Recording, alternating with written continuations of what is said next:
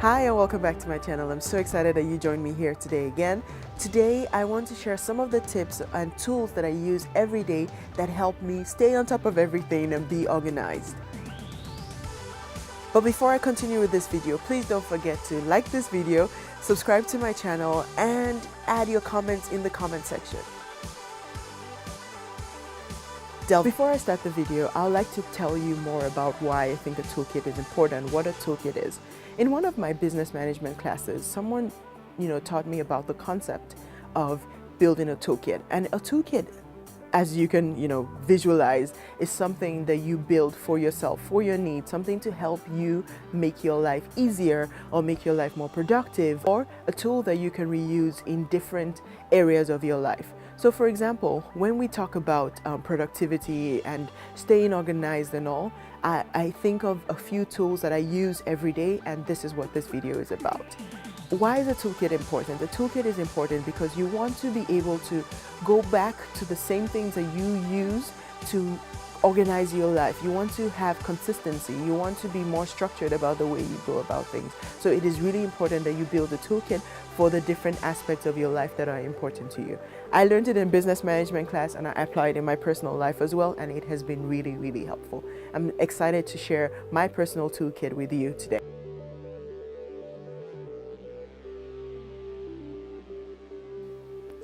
In this video, I'll be covering the 5 tools that I cannot live without and things that I use on a daily basis, multiple times a day, and maybe I'll give you one bonus thing that I do as well.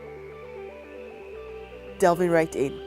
So when I think about the things I use every day, especially as a program manager, I want to make sure that my days are structured in my professional and in my personal life, because I have a lot going on and I want to make sure that I'm on top of everything. Or at least I try to be on top of everything. Starting with tool number 1. The tool that I use the most has to be my calendar. I feel like at this point, if I don't schedule it in my calendar, it does not happen. Okay, maybe I exaggerate a little. But if I know I'm doing something that takes more than 30 minutes, it has to be on my calendar. Even cooking a meal. If I know that I have to invest 2 hours in preparing sauces and doing extensive cooking, I know that I need to block time and focus on it and plan for it. So my calendar is something that I cannot live without. I currently use Google Calendar because I use Google tools for most of the things that I do. And what I like about it is that my calendar is synced on different devices, on my phone, on my laptop, on my tablet, whatever I choose to update my calendar on. So it's been really, really helpful. Some of the things that I do in my calendar is that I make sure that I block a block of time. So what I do is called block scheduling. It just means that you set a few hours to do whatever you want to do. It does not mean that you have to schedule every little thing, but it just means that you make time to do those things that are important to you. Even on my weekends, I notice that when I block time to do anything, like work on my projects that I'm working on, finish my blog, clean the house, go grocery shopping, I know that if I put a block on my calendar, I know that I will make time and make sure that I go and do what I said I will do, because it's a physical commitment I've made to myself and I like to follow through. Some of the ways this type of planning has helped me is that I know when I have conflict. For example, if I'm about to accept to go to an event or accept to go somewhere, the first thing I do is I look at my calendar to see, okay, do I have any other events that I planned? Do I have any other commitments to myself or commitments to our home that I have planned for? And if there's something there, we might need to reschedule something, move things around, but I know that I always want to check my calendar before I make any time commitments.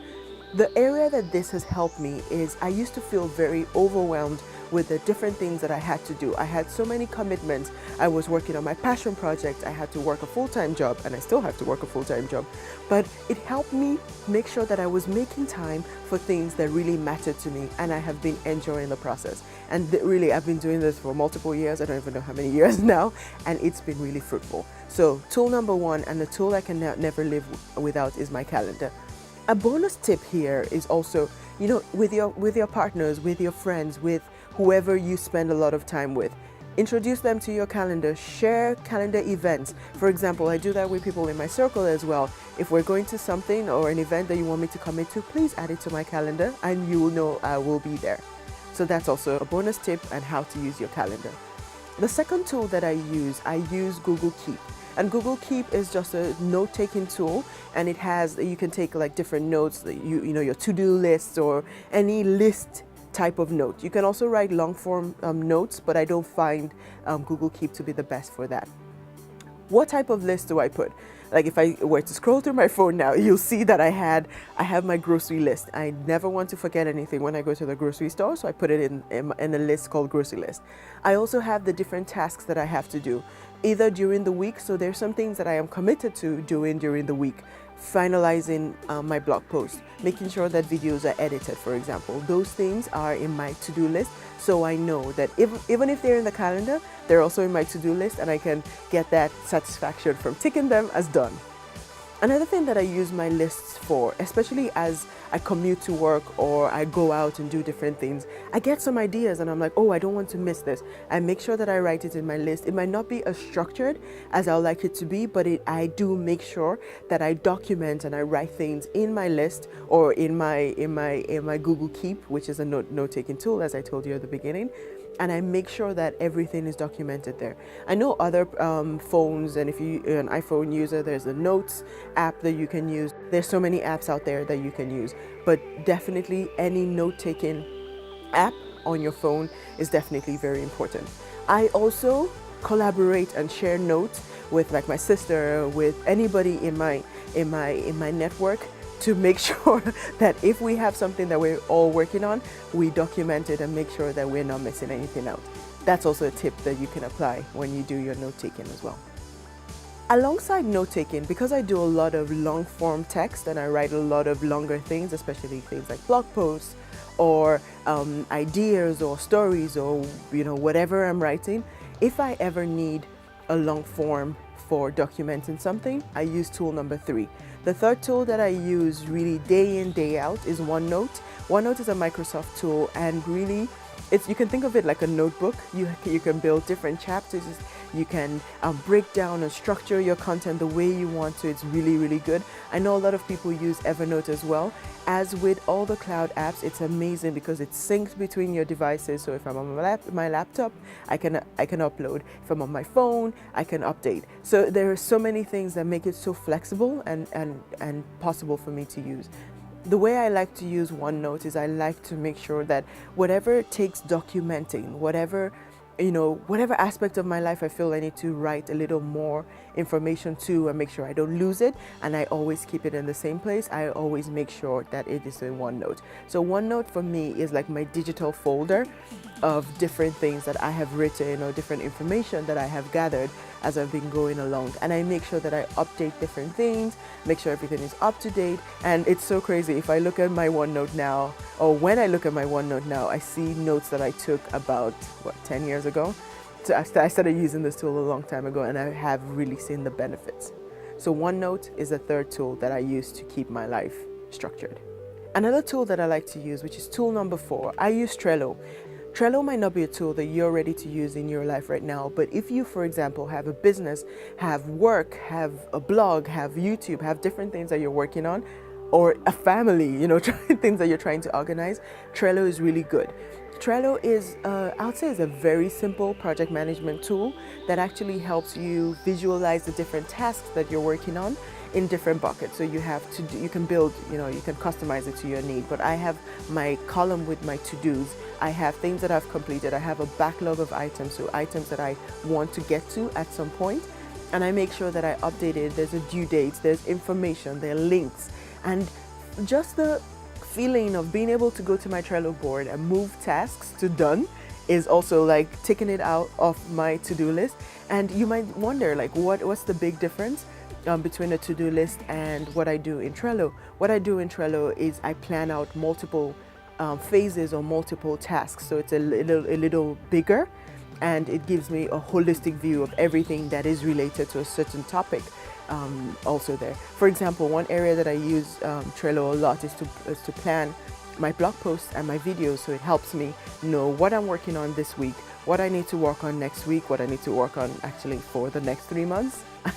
I'm good like that. I plan for 3 months, but it has really, really helped me just structure the different projects that I'm working on.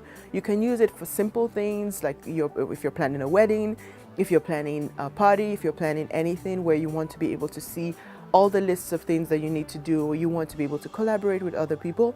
Trello is a very simple and free tool that I can really recommend. And I forgot to say, all the tools that I will tell you about are free, so please, please, please, please use them.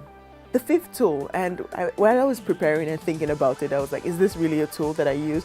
But email. I noticed that there are many ways to use email, and there might be a forgotten art of using email.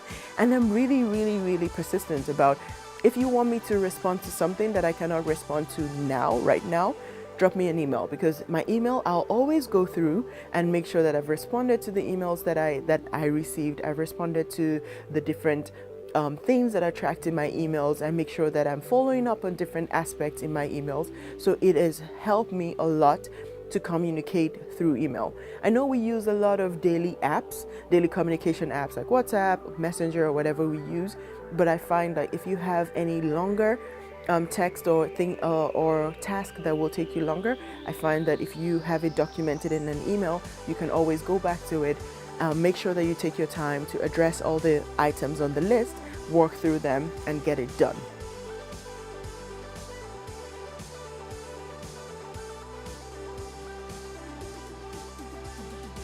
In summary, the 5 tools that I could not leave without every day will be: number 1, my calendar. There's no life without my calendar. I need to be structured to do all the things that I have to do every week and every day. Number 2, the second tool that I cannot live without is Google Keep, and I keep all my notes, pun intended, I keep all my notes in a central place. Number 3, for all extended notes and contents that I use OneNote, and I make sure everything is well structured and kept in a single place. Other people use Evernote, similar structure and also recommendable. Number 4, I use Trello to organize my different tasks and different projects that I'm working on. It's helped me so much, and it's for free. And number 5, the 5th thing that I always use every day is my email, and I make sure that my emails are responded to, and I make sure that all the information that I need is in my email or in one of my other tools that I've talked about.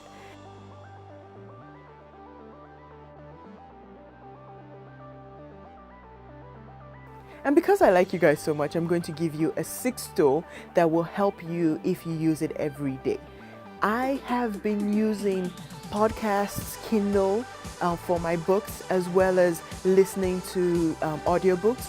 And I put these 3 in one category as one tool, and because they help us expand our perspective and listen to what other people are thinking about, what other people are working on. I will do a dedicated video to share the different podcasts that I listen to, the different books that I've been reading, and the different audible books that I've been listening to. But really, these 3 things for me form a tool that helps me ensure that I am also listening to what other people are saying and what other people are experiencing in their lives. But before I go, please share the tools that you use every day to help you stay organized and help you be productive in your everyday life. Do you use any of the ones I mentioned? Please share. I mean, I'm open to learn from you and open to learn from the tools that you use. Share in the comment section. And before I go, please don't forget to like this video, subscribe to my channel, and please leave your comments in the comment section. Thank you very much, and see you next week. Bye.